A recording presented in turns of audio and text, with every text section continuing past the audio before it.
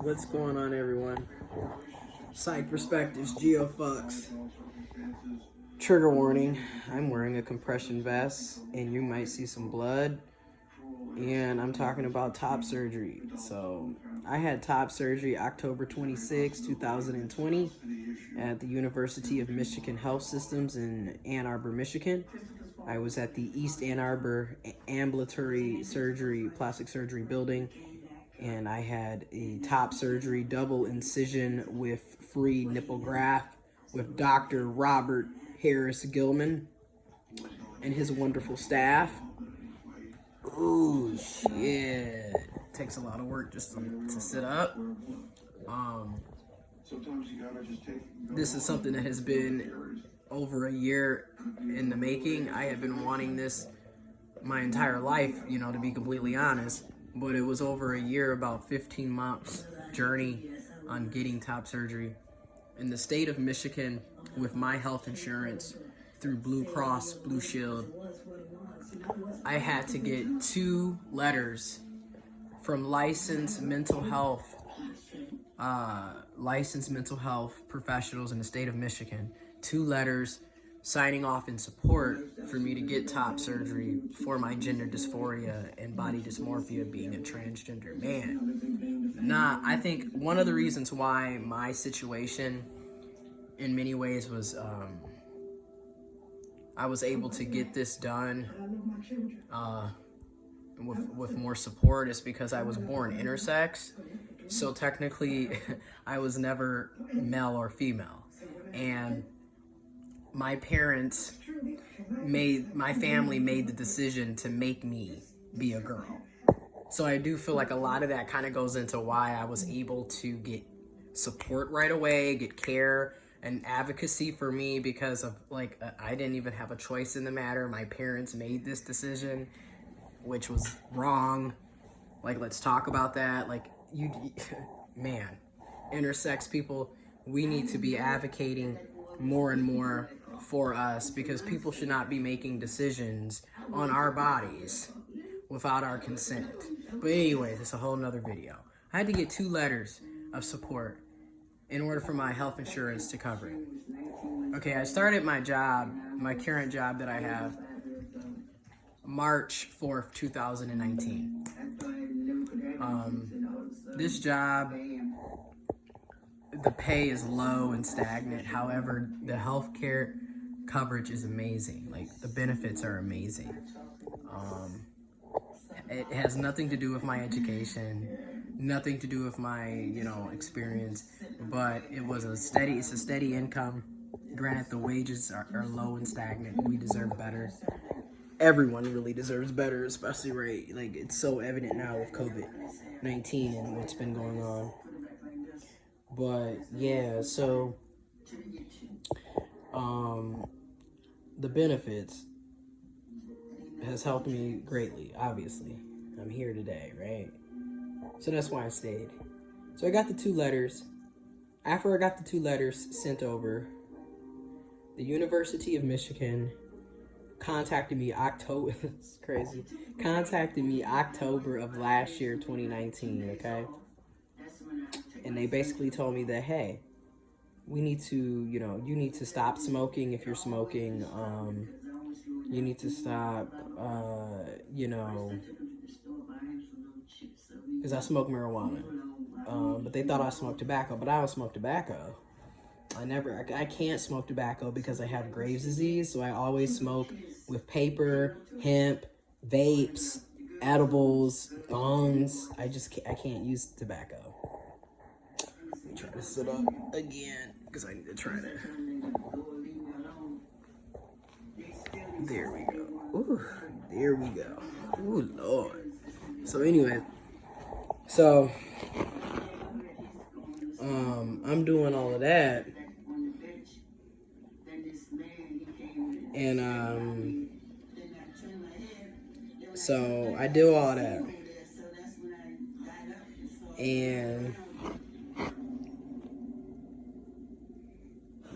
I'm just like, okay. So I stopped, and they told me that in December they would contact me so I could have the consultation. And December came, they didn't contact me. So I followed up with them in January. By the time January had rolled around, it was 3 months of me not smoking. And then when I contacted them then, it was like, oh, we just need to make sure that we have your health insurance information. So I gave them all of my health insurance information. Then from there, they told me that, you know what, your consultation will be in April 1st, 2020. Well, you all know what's been going on. COVID-19 is very real. Make sure y'all wear y'all masks and stay 6 feet apart, social distance if you can. Please wear your mask, wash your hands frequently. COVID-19 pandemic happened, the coronavirus, the novel coronavirus. So my initial consultation that was scheduled for April 1st, 2020 was canceled or postponed, which I understood because of what's going on. So I was like, okay. So I went right back to smoking. I'm not even gonna lie. I went right back to smoking. I went full-fledged, full force, honey. Full force. Because I hadn't smoked in, at that time, 6 months. And I was just like 5 or 6 months. And I was just like, oh, Lord, yes. Again, I have Graves' disease, so it's very hard for me to maintain weight and gain weight. So, and to digest food, I have IBS Crohn's, I have a lot of things. I have other gastrointestinal health issues.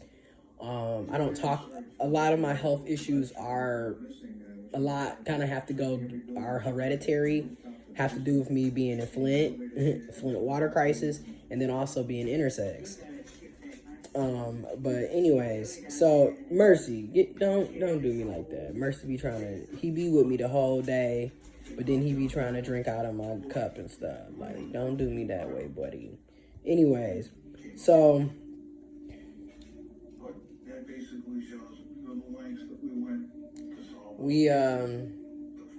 I went right back to smoking. I was smoking and just merry the whole summer. And then I was working and I was stacking because I knew I wanted my surgery. And then I knew that I had, other responsibilities. And then I decided that I needed to move because I wanted to be closer to Ann Arbor for the surgery so it wouldn't be such a inconvenience. And then one of my friends also wanted to move out, so we ended up moving in together July 14th, 2020. 3 months, dude, when I say life happens fast, remember the movie, what's the name of that movie? Ferris Bueller's Day Off. And he's like, life hits you fast. If you're not, that's a very, classic quote from the movie. I'll leave a link to it in the description box. But that's really how it is. Life hits you fast. I came out the closet October 11th, 2018. On October 26, 2020, chopper style, chop, chop, come out, chop, chop, come out, chop, chop, come out, chopper style, chop, chop, come out, chop, chop, come out, hey. So life hits you fast. I'm over here with a little beard coming in and shit. Even though I kind of want to cut this because I just feel like I want to be clean cut going in. But then a part of me is like, shit, it's about to be winter. Grow that see how far you can grow it out. See how long, how bushy, what the texture is. Just grow it out. But I'm hairy. I'll tell you that right now. But I've always been hairy, so let's talk about that. As an intersex person, I'm gonna get back to the top surgery, but just hold on. As an intersex person, I could always grow a mustache. I used to shave every single day, sometimes twice a day, because I was so conscientious back then because I was ashamed, how I could just always grow facial hair. And, but then once I moved away from my granny and my mom and my uncle got away from the family, I stopped shaving.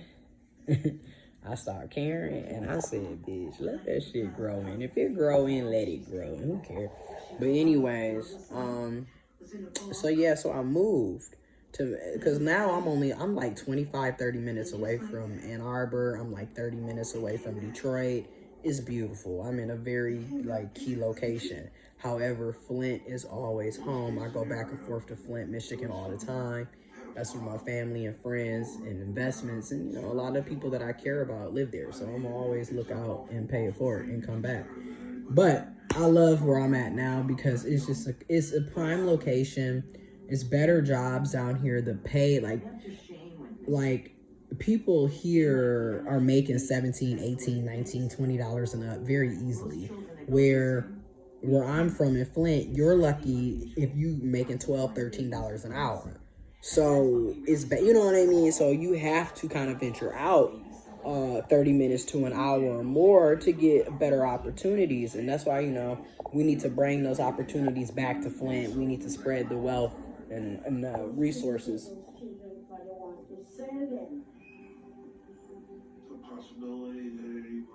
So anyways, I moved. And then, so I ended up, my consultation got postponed to July of 2020. So I went in July for my consultation, and I was just in shock then, like, damn, is it really even going to happen? It's been so many ups and downs, back and forth. Did you send the paperwork? Do you have insurance? Them constantly dead naming, because like my dead name, even though I legally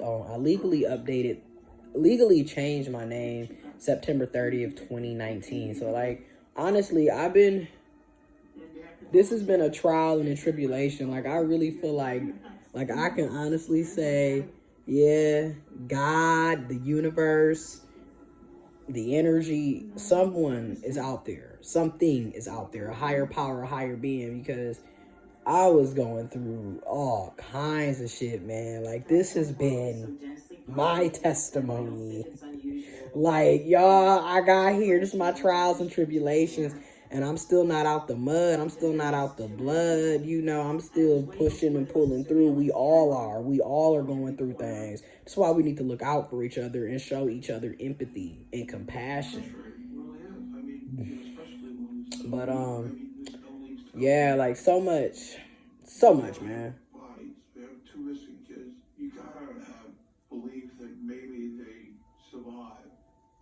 I think it's very possible Shane and Christopher are still alive. I think they were probably taken by people who couldn't have children, people who were desperate to have a baby.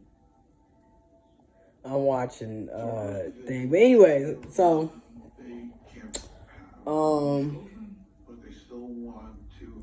so I had the consultation in July. Then it was the wait for the authorization of my insurance. Then my insurance finally authorized it. I actually got a letter like at the end of August, early September, but I didn't really understand like what the letter was about. And then I ended up getting a call September 28th, 2020, from Dr. Robert Harris Gilman's scheduler, Tanya S. She gave me a call and was like, hey, we're just calling to let you know that your insurance has been authorized and we can move forward with scheduling your surgery. And she gave me a list of dates that I could choose from. Like, I could have had it in November, December. And I was like, well, how soon can I have it? And she was like, honestly, in about 4 weeks, October 26th. What does that look like for you? And I was like, you know what? That looks pretty damn good to me. My birthday was October 15th, 2020. I turned 28 2 weeks ago, basically. And here I am today. This was the best birthday gift I could give myself. I mean, I cut back from everybody and everything to do this. I went through pure isolation. That's why when everybody was tripping about COVID-19 and the pandemic, it's sad, it's depressing, it's horrible. People are dying, over 215,000 people in the USA. Now just think about the people across the world, globally, in different countries. Over millions of people have died. But when they were asking everyone to quarantine, and in order to get medical insurance, certificate. She went with what she thought was valid, and the officials told her, this is a forgery. This is not your birth certificate. Then she started researching and saw the picture of her as an infant. That infant on our website strongly resembled her own child, so she thought this possibly could be me. As a result, New York City Police Department arranged for a DNA. And we got the wonderful news that she was in fact Carlina White, living under the name of Nedra Nance. The FBI says a North Carolina woman who raised a child kidnapped from a Anyways, this is horrible. People be doing crazy stuff, but the quarantine didn't really affect me as much because I had already went into self-isolation like November 30th, 2018, after being kicked to the curb. For good reasons, though. I can't blame that person, you know, it is what it is. Hey, thank you for kicking me out to the curb, to the trash can, baby. Thank you. It was a blessing to see that. It was a good story to hear and know that she was reunited with her family.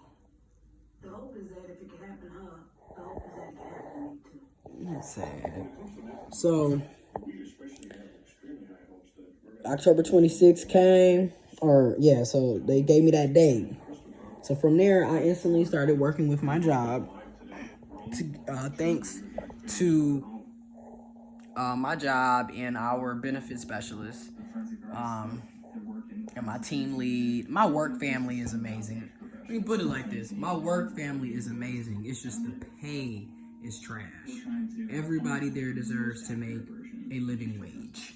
And everyone there, no one working at my job should be making less than $20 an hour. No one. Honestly, that's everybody in the world. Everybody in the country, everybody in the world should be making a living wage. I don't care what your occupation is, what your education is, how many years of experience. You need to be paid a living wage so you can live. But anyways, my work family is absolutely amazing. I mean, these are amazing, hardworking, compassionate, empathetic, funny, charismatic, caring, they're just good people. And they're from all various walks of life. I mean, everyone has different backgrounds and identities and social ideologies, but everybody cares about each other. And it's just like, I've never seen something like that in my life. But you do see this at this job. So when I complain about it, I'm complaining about the wages. We deserve to make better wages. But the culture is pretty decent when you really sit down and look at how they, you know what I mean? So, I started working with my benefits team, and my benefits team literally helped me get my FMLA, Family Medical Leave Act. I'll have information about that in the description box below. The Family Medical Leave Act allows you to take up to 12 weeks of unpaid, keyword, unpaid time off, for these types of surgeries. Okay, you have these surgeries and things like that, and you can take that time off, but it's unpaid. So then my benefits team also helped me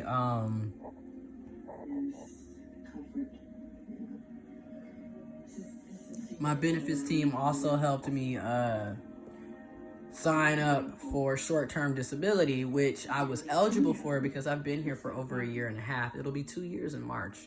If I'm still there, it'll be 2 years, March 4th, 2021. Shit, I am late. Them edibles, bro. If you wondering how I'm dealing with the pain, they gave me Oxycontin. Not a fan of opiates. People get addicted to those. My family has a history of addiction, addictive personalities, and then 2, I have Graves, so like pills in my stomach, but I do have Tylenol extra strength if need be. But I'm a edible,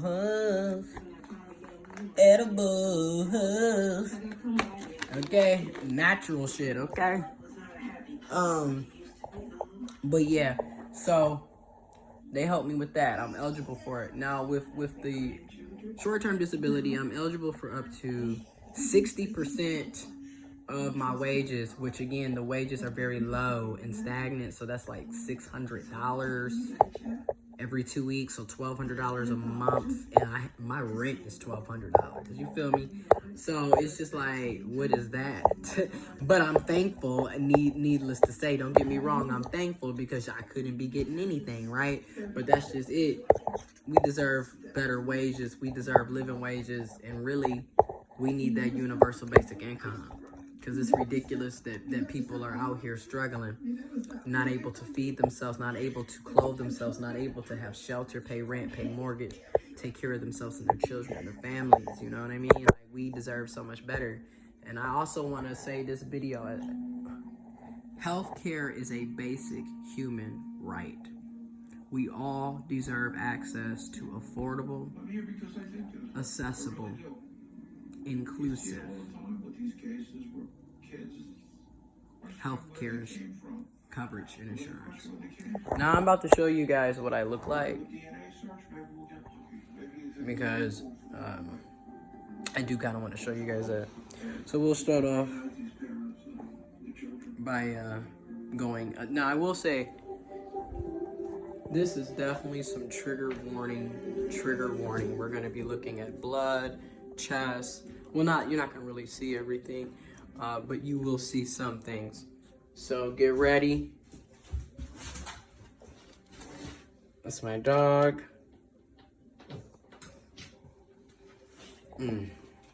I've also lost like way too much weight. But anyways, so that's me right there.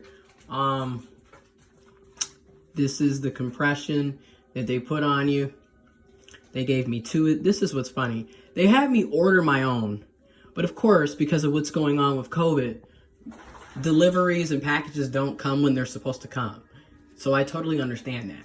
But I paid $130 for this special compression vest that got delivered to my other house because my dumbass forgot to put in this address. So whenever I get time to go back to Flint, which is going to be funny because I can't technically drive for 3 weeks.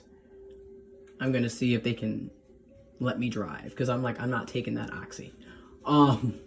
But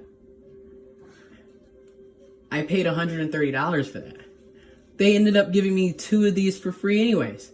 I'm like, what? So can I get my money back then? Like, let me spend all that money on that shit. Anyways, but this is what it looks like. Okay, I need to like stretch. But that's what it looks like. Let's do a close-up. Like I said, trigger warning. These are the JP drains that are coming from my left and right side. I have to drain them 3 times a day. But honestly, it's not bad. This is technically the 3rd day. And where yesterday I had way more blood and it was more so on my right side, but now, so if it keeps being like this, I know for sure Monday when I go back for my post-op appointment, I can have my drains removed. But I lost a shit ton of weight, guys, because I have Graves' disease, and like people are like, damn, how did you go from 220 to 144? Get an autoimmune disease. That's how. Anyways, that's why I hate when people make comments on people's bodies, because it's like, you have no idea what people be going through. But anyways, so hopefully these will be getting removed on Monday, November 2nd. But that's me. That's my journey. I'm lit. I'm about to like probably take me a nice little nap. But that's me. Top surgery, double incision with free nipple graft with the University of Michigan Health Systems with Dr. Robert Harris Gilman. I'll post information in the description box below. Again, I know I suck at posting, but like I always say, I only want to post when I actually have real updates. I respect other people that document their transitions. Everyone documents them in their own way. Some people don't, some people do. I just know that I'm not one of those people that's like gonna come on over and over if I don't have anything to say. And then like I really enjoy my privacy now. But anyways, this is me being, oh yeah, and I'm like I said, I'm hairy. I'm super hairy. But that's me. And there we go. I'm out. Also, make sure you guys wear your mask. Sending everybody love, positivity, good love and energy. Wear your mask. Stay 6 feet apart. If you can vote, vote. If you don't vote, I respect you to this day. Do what you can to help others and be safe out here. I'm out.